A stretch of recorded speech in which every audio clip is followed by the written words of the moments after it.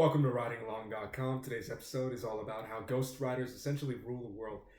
Most books that you've seen by celebrities and all these people that you may maybe look up to or maybe not look up to if that's not how you see the world or see these kind of icons in our own culture and your own culture, not just my American perspective, but I mean wherever you're from too. It all connects into this idea that as a person of such influence, you're not always so inclined to write your own book, right? You don't have the time, you don't have the resources. And by resources, I really just mean everything else that your own kind of time entails. I have a book on video on ghostwriting too, but this one's a little more specific. It's just kind of bringing to light that most of these people have not written their own books. There might be series. There might be a famous author who just has their name used. It's plastered over. There's no point in calling any of them out because it's nothing to really call out. It's not like, oh, I found you. You didn't really write your book, but you find these famous people and they have their name on it and then it's someone else. Most likely that guy wrote it, and you never even know. I mean, these two names are just brands. They're images that can be conveyed, copied, contracted, and so on and so forth. So writing is a little strange now because it's not as clear cut. Before, if someone wrote something, you knew that the words came from them. So it's a little weird when you're reading maybe your favorite author, if you like some forms of modern pop fiction and such. There's nothing wrong with those genres at all, but I'm saying you may sometimes find or experience wait a minute, something seems different from this book versus the other one that I just read. I like this author, but what's going on? It just feels a little discordant. There's not really much consistency. It's in disarray, the way they use words. Again, it's not coming from this person.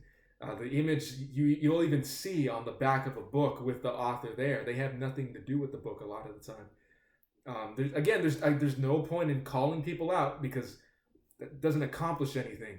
But what does accomplish something is bringing to the public knowledge a little bit more of a awareness, a just streamlined perception of what these books are. A lot of these books are on conveyor belts. Have you ever worked in a place where there's an assembly line and everyone has a job and that's all they do?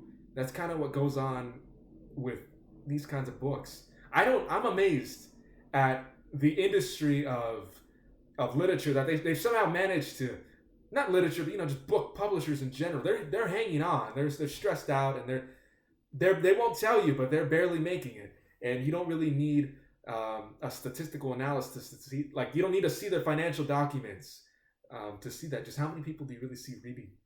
It's not as prevalent, and this isn't a discussion of whether that's a decline of society or anything. It's just an observation. An observation I think you'd be inclined to agree with as well.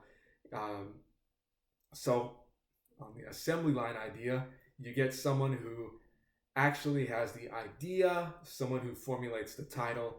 Maybe those people are the same people. Some of them might be interchangeable in these steps, but the next person writes it out. And sometimes, little insider, not secret, but I've heard this from people in the publishing business, and I won't say their name, but these books aren't even written by the same ghostwriter. I'm talking you have 5-6 different ghostwriters for the same book for this author that didn't even write it. And then, so it gets passed on, and it's done, it gets edited. It can get edited by a lot of different people, and those people don't really care about the book sometimes. They're not really feeling the message, or there is no message. They're just doing their job, checking for, the right comma usage, and does the semicolon really belong here? Do we need that? Is that going to make this book less accessible if we do this? And they rip it apart. They don't just do punctuation. I'm talking they're doing major surgical incisions and extractions if we're going to use that kind of imagery, looking at how they're treating these books. And then they move it on to the next step, the marketers, and these are the really big places. There's a lot of independent publishers. I'm not really talking about you if you run in a publishing company like that, but some larger ones. The next person, comes up with the cover that they think will be appropriate and most aligning with what the public perception or eye wants to see and whatever they're marketing towards. And it's like this gigantic. It's an accomplishment. It's not something to say, oh, this is just some nonsense. No, it's actually quite impressive. I, every day I'm stunned by it, how they manage to do it and still stay alive, financially relevant publishing companies. But ghostwriters power that, because then you find the books on the shelves, and the guy whose name is on it signs, or the woman whose name is on it signs off on it and says, yeah, okay, you can use this. Or they already have a long-standing contract. You can use my name, you can use my image. These pictures, my identity is yours to sell. And that's how it goes. Is your identity for sale? Is your name for sale? It doesn't need to be, is what I'm saying. Writing is something really powerful, and I do think it gets kind of marginalized somewhere in that process, to say the least. It just kind of gets dehumanized. And writing is very human, so it's kind of sad, but not in the I pity these people, but more like in the like a vague kind of abstract mourning. Like, is that what books have become? Is that all it is now? But there's steps to mourning. So the next one you can come with is acceptance. You know what? That's the way it is right now. But do I have to live with it? Like, do I just have to feel bad about it? No, this is just not a symptom, but it's just a product of the world I live in right now. This is how books are treated right now as a whole. As a writer, you make a conscious choice. Are you going to play that game, or are you not going to play that game? Are you going to be this for-hire ghostwriter, or are you really going to utilize and harness the power that is also, it's very circular, it's very iterative, it's all connected with this world that you live in, where books are treated like that. You also have your own resources. You can create your own publishing entities. You can publish your own books without even a lot of money. You don't need all this capital and resources. It's in your hands now. So are you going to utilize that? Or are you just going to feel sad? Are you just going to feel bad about what books are now, or how they're treated? Or are you, as a writer in this world, are you going to utilize every tool you have around you? Now, what are those tools? The first one, first and foremost, is the choice. I don't know how long this is going to be around, but you can turn off the world around you digitally. You don't have to connect yourself. You don't have to plug yourself in, or rather plug your eyes in and your ears in. Who cares what's going on in the literary world? Take your eyes away from it. You don't have to read all those websites. You don't have to keep up with the latest books.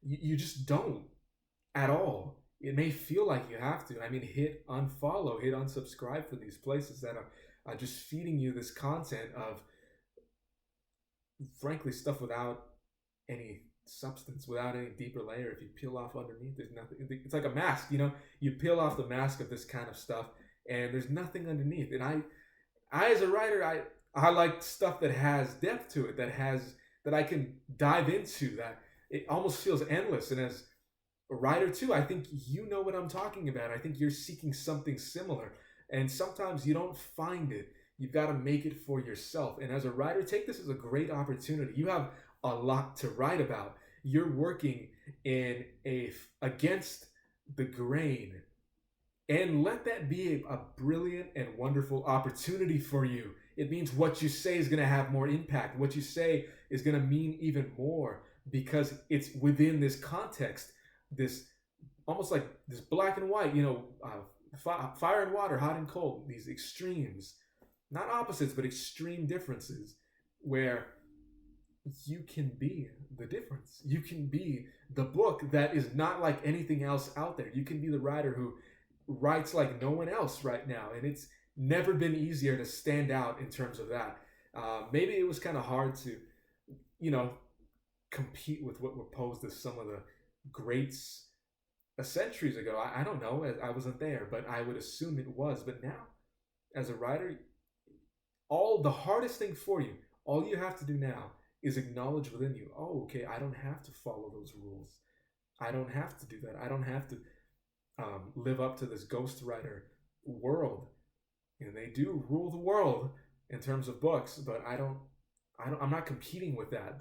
There's something else. They're an entity. They're this large, massive thing that is, it's like this effort, this team effort for a capital gain, entertainment. It's not just enslaving people. Don't take on that negative worldview either. I don't want you to get caught up into that, because when you start obsessing yourself with hate and distrust and disdain for the world around you, in terms of books and writing, you're not setting yourself up for something good, because then you're just going to start attracting that to yourself, and that's not very fun. See everything around you as an opportunity, because it is, and you are going to be the one who has to make a conscious choice of whether you want to see it that way. There are so many excuses writers come up with because it's kind of scary to write a book. It's kind of scary to write stuff on your own. That might be one of them that you may be using to put yourself off. Like, well, the landscape of books is so weird now. I don't really want to be a part of that. It's an excuse. It's not real. You're holding yourself back right now, and you don't need to.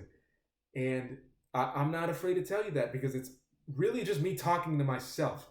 Of course, in the real sense, I'm talking to a microphone and a camera right now.